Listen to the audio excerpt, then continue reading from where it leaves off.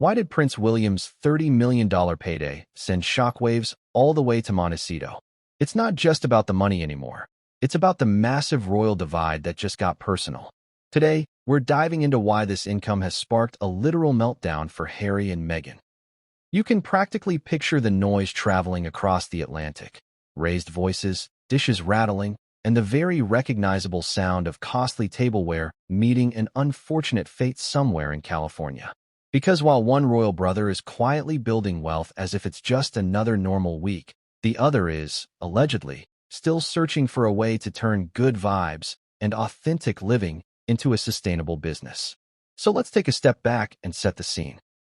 In June 2025, the Duchy of Cornwall released its latest integrated annual report, and it didn't come quietly. For the 2024 to 2025 financial year, the estate produced a distributable surplus of around $30 million for Prince William, marking his second year as Duke of Cornwall. And for anyone imagining a simple inheritance payout, let's clear the air. The Duchy of Cornwall is not a trust fund, a tech venture, or a streaming service windfall. It's a nearly 7-year-old estate, established in 1337 by King Edward III with one clear purpose: financially supporting the heir to the throne. The estate stretches across more than 130,000 acres in 23 counties throughout England and Wales. It includes farmland, housing developments, commercial properties, and long-term investments, essentially, generational wealth that still has to earn its keep. As Prince of Wales, William doesn't receive a flashy paycheck. Instead, the duchy covers his private, official, and charitable costs, supporting himself, Catherine, and their 3 children. He oversees the operation, reinvests wisely, voluntarily pays taxes on the profits, and somehow manages to expand the estate without damaging the institution behind it. Which brings us neatly to Montecito, where the timing feels, once again, painfully on point. The Duchy's report landed the same week Archwell's 2024 Form 990 began circulating, reigniting conversation about shrinking donations and a pivot toward sponsorship-based funding. In plain terms, inspiration is pricey, and donors usually want results they can point to. While William is reportedly taking long-serving staff, even household caregivers, on family holidays and spending low-key time with his aging father, the Sussex operation appears to be shedding employees faster than it issues statements. Departures continue. The palace remains silent. And the king's position is clear: this is not a personal bank.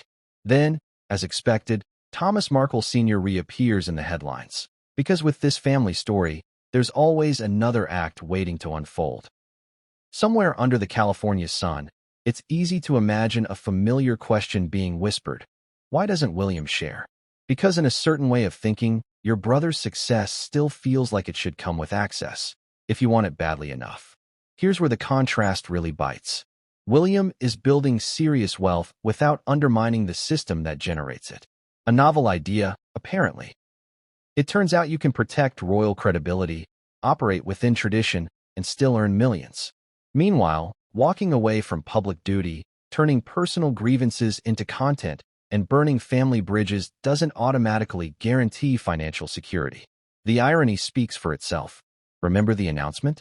Stepping back as senior royals, becoming financially independent, supporting the monarchy from the outside. That was the plan. So how does that independence feel now? By most estimates, the duchy's yearly surplus roughly matches what Harry and Meghan would need just to stay afloat at their current lifestyle level. And no, half of it wouldn't be enough. Not with spending habits that resemble an unchecked luxury spree. The reality is straightforward. The Duchy of Cornwall belongs to William, and eventually to Prince George. It's being safeguarded, managed, and grown with the long game in mind.